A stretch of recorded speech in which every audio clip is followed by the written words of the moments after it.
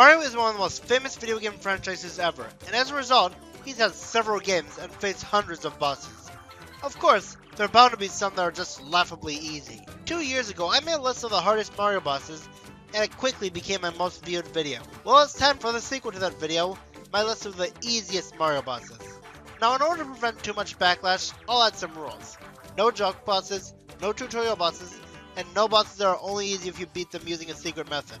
And I'll try to restrict myself from using too many first bosses, and I won't have bosses be on the list for having one easy phase. And if you see any bosses on this list that you had trouble beating, then I apologize if I offended you. So get ready to see how pathetic and laughable these bosses are.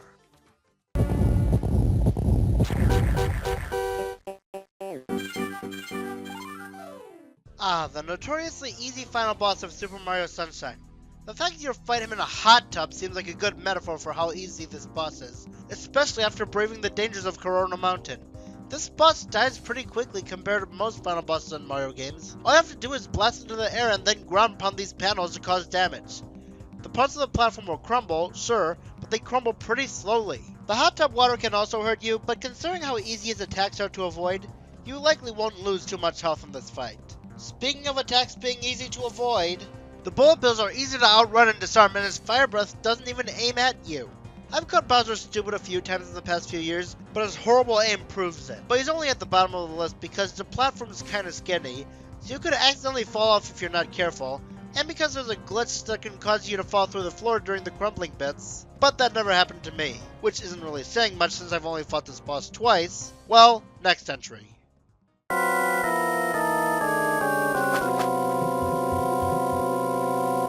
Bosses in the Yoshi's Island games tend to be pretty simple.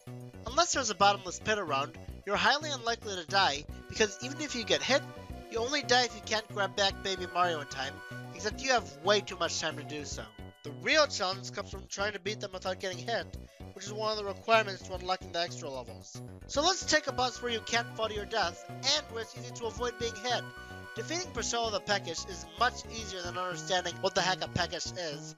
But how do you beat her? All you have to do is jump over her, and she'll jump out and try to bite you. But you'll likely make it before she does. Then, just turn around and attack her. I mean, compared to other bosses in the game, like Six-Face Cell, Hector the Reflector, or Big Bungee Piranha, this really isn't that hard to pull off. Aside from her fast but not fast enough jumping attack, your only worries are the needle noses Priscilla spits, which travel in a predictable pattern, the Shy Guys, which can only hit you if you're dumb enough to hug the sides of the pipes and fall into the sand pit, and the sand pit itself, which you have plenty of protection from, and isn't that hard to get out of. Other than that, you're good to go.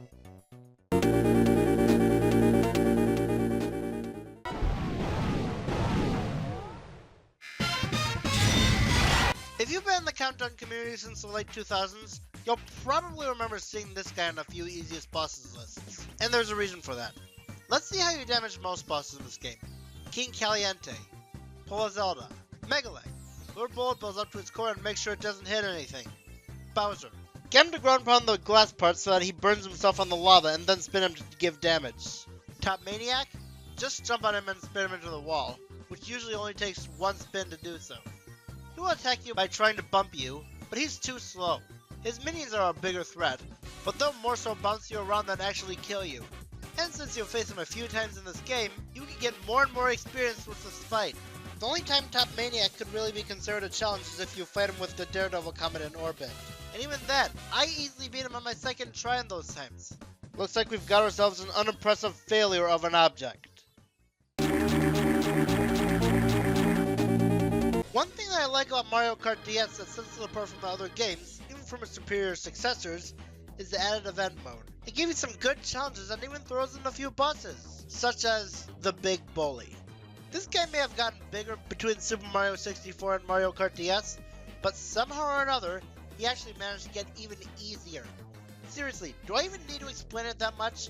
I bet we all know that in Mario 64, all you have to do is push him off the edge to kill him, but this time, there's a question mark block that contains 3 mushrooms, and once you hit him with a mushroom, he gets sent flying a long distance whenever you hit him with one, so it's possible to kill this guy within 8 seconds. Looks like the bully's the one being bullied now, but he's not much higher because since this is a racing game, movement isn't quite as precise as it is in the platformers. Grobot was already a pretty simple boss fight. Of course, it's one of the first bosses you face, so it shouldn't give you too much trouble. But wouldn't you know, Grobot X, the stronger version of it, is even easier. Why? Well, let's talk about the level difference. You first face this boss early on in the game, and you fight its X version before you enter Somnam Woods, the game's semi-final level. Sure, Grobot has gotten stronger, but you've gotten stronger at an even better rate, especially with how much padding this game is loaded with. So you had more time to prepare. You were given 6 turns to beat him, but at this point in time, you can beat him in 3. And yes, you're actually required to fight him at this point. If you fought him any earlier than the Ultimate quest, it doesn't count and you have to fight him again during the Ultimate quest. You only get the Z Keeper's Feathers if you fight Grobot X at this point, so you'll be more than ready by the time you have to face him. They may have attempted to pump up the difficulty with this boss, but they ended up watering it down instead.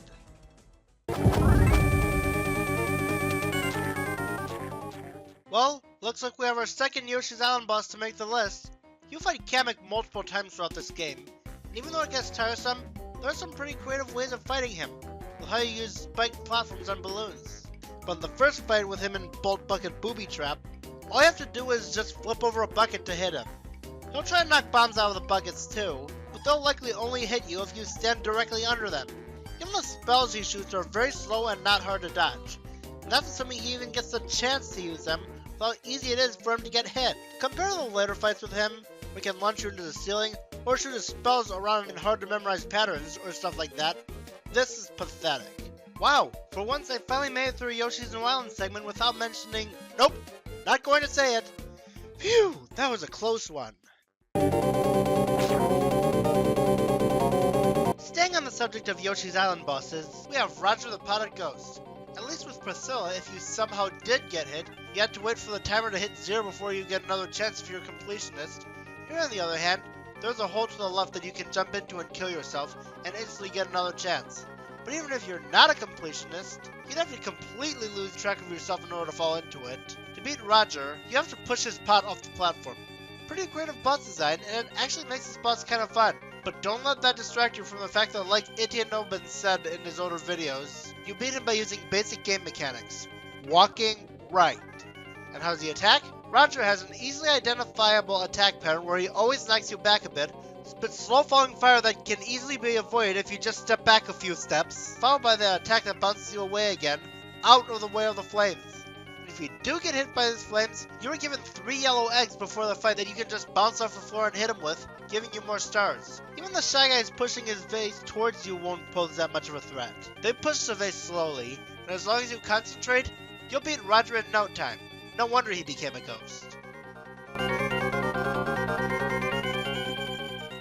A boss from the Mario Party series? Well, that's pretty uncommon, but there are some bosses in the Mario Party series, even though they're few and far between. When we do get bosses, they're either pretty challenging, or they can be as pathetic as dry bones. I guess I should expect as much from something that has no internal organs. You don't even have to go near this boss to damage him. It's so easy to keep your distance from him while you hit the switches you need to beat him. There isn't even a puzzle you need to solve to know what switches you need to hit, since the game literally shows you on the top screen.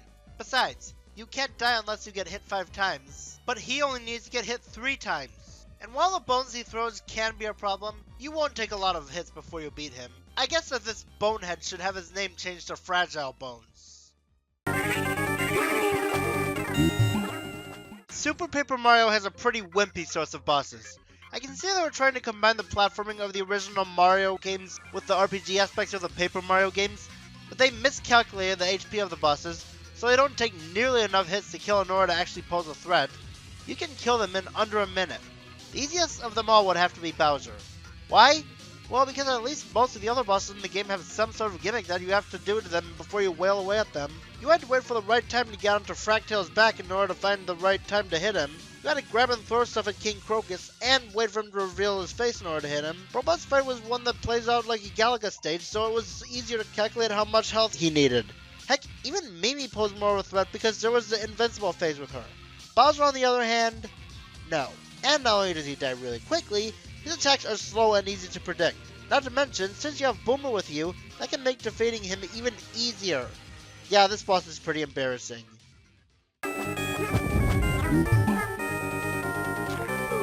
You ever get the feeling when you hate a character so much that if they're an easy boss, it actually makes beating them even more satisfying? Well, that's what Tolstar is. I hate this guy. He's really obnoxious, he makes you give up all your coins to get Bowser back, and even when you finally pay him back, he denies his own word. So naturally, he's the guy who you would want to destroy. And what you know, we got the opportunity, and now it's our turn to laugh at him. Even for the first boss to actually have the real boss theme, you'd expect more from him, but he only has one attack, to throw spike balls at you.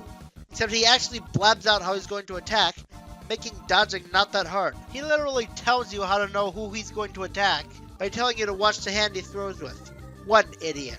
And he proves himself to be even stupider by laughing loudly to signify that he's going to throw a bouncing one where you shouldn't jump, so you just have to stand still when he does that and they'll go sailing over you. And the last thing is that his HP isn't very high, so he doesn't take very long to beat. Heck, in the remake, even when I hadn't mastered the brothers' attacks and kept messing them up, it still took me like 8 turns to beat him. He may be the famed king of Stardust Fields, but you'll be the star and he'll be left in the dust.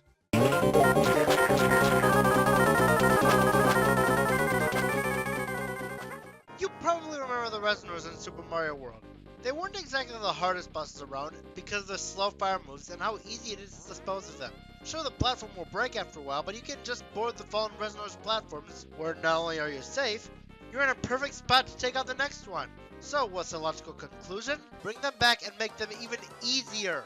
In New Super Mario Bros. 2, there's some fights where there are even less Reznors to deal with, their fire travel's even slower, and the platform takes way too long to crumble.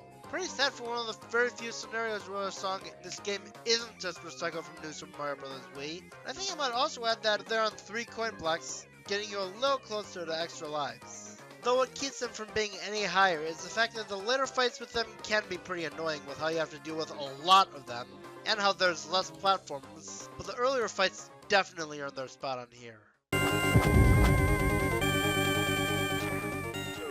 You know how the final boss fight in Super Mario 64 was on my hardest Mario bosses list? Well, now, in a dramatic twist of irony, another Bowser fight from that game makes it onto my easiest Mario bosses list. Unlike the final fight where you need to throw him into 3 bombs, this time, you only need to throw him into 1 bomb and he surrenders. You heard me, just 1. While most traditional Mario bosses take 3 hits. What's also funny is that you don't even need to throw him at them. You can just lure him towards the edge and grab him by the tail, then just drag him into it. Like seriously, the same guy who's been dumped into boiling lava on multiple occasions can't even take 1 explosion. At least in the second fight with him, there's the worry about him sinking the platform into lava, but this fight with him on the other hand, just proves how easy Bowser tends to be at times. So long, Gay Bowser!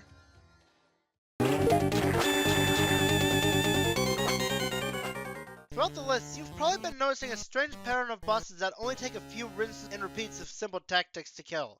And now it's time to talk about possibly the most laughable of them all. Super Mario Land 2 is one of the easiest games in Mario's library, and even the bosses can take a pretty short time to kill. Especially Tatanga. Compared to his fight from the last game, this guy is pathetic. I guess his attacks might be difficult to avoid, if he even gets a chance to attack. Like with most Mario bosses, you beat him by jumping on him. But because you're in space, gravity is decreased, making you fall slower, giving you more time to land on him before his invincibility frames wear off. So you can just jump on him, then just rest your hands and watch as Mario repeatedly lands on him, and you win. I know that sounds like I'm breaking the rule of not including bosses that are only easy if you beat them with a certain way, but I've been able to do this multiple times by accident. Just wow.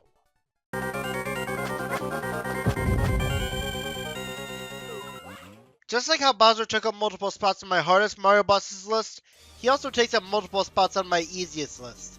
And I just couldn't miss my opportunity to include this guy on my easiest Mario bosses countdown. Though this entry isn't just the original, it's also certain variants of it. Yes, I know this is a tie, but I think they're similar enough. We all know that all you have to do to beat Bowser is jump over him or run underneath him to beat him. But then there's also the fight with Hioihoia in Super Mario Land, where not only is he pretty much the same boss, but the rocks he throws can actually be used as stepping stones to help you jump over him. But possibly the easiest variant of this is Bowser's fight in New Super Mario Bros. DS. Where his attacks are even slower, you have more moves, can take a maximum of more hits, and if you're okay with wasting it, it's even possible to bust out a Mega Mushroom right here if you want to make it even more laughable. Now this formula has been challenging a couple of times, but more often than not, the King of Koopas will end up as the King of Losers in these types of battles.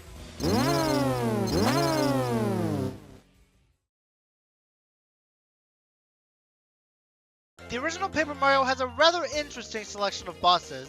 However, not all bosses are challenging.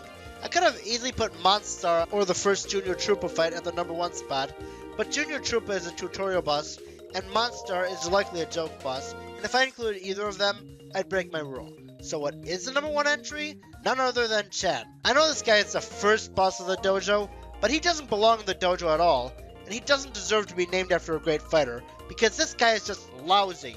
Not only does jumping on him damage him, but also flips him over, making him completely helpless. So he has to spend his next turn getting back up, and once that happens, just jump on him again. Even if you completely mess up the timing of the command, you'll still flip him over, and still give your partner enough time to attack him. Even if you don't know how to deal with Buzzy Beetles and you use the hammer, since the hammer doesn't affect him, that just narrows down the ways to attack him, and your only other method is to jump on him, and even so, you also have Goombario with you, whose main attacking is jumping on enemies, which also puts what I said into effect. The Dojo Master was definitely right when he said Chan needs more training. Just the fact that you literally can't die against him when using the jump command makes him the easiest Mario boss ever.